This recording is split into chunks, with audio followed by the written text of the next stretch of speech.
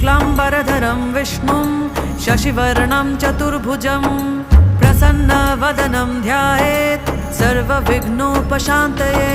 व्यासं वसिष्ठनप्तारं शक्तिः पौत्रमकल्मषं पराशरात्मजं वन्दे शुकतातं तपोनिधिं।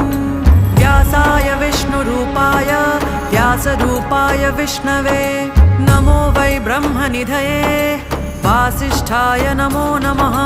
अविकाराय शुद्धाय नित्याय परमात्मने सदैकरूपरूपाय विष्णवे सर्वजिष्णवे यस्य स्मरणमात्रेण जन्मसंसारबन्धनात् विमुच्यते। नमस्तस्मै विष्णवे प्रभविष्णवे।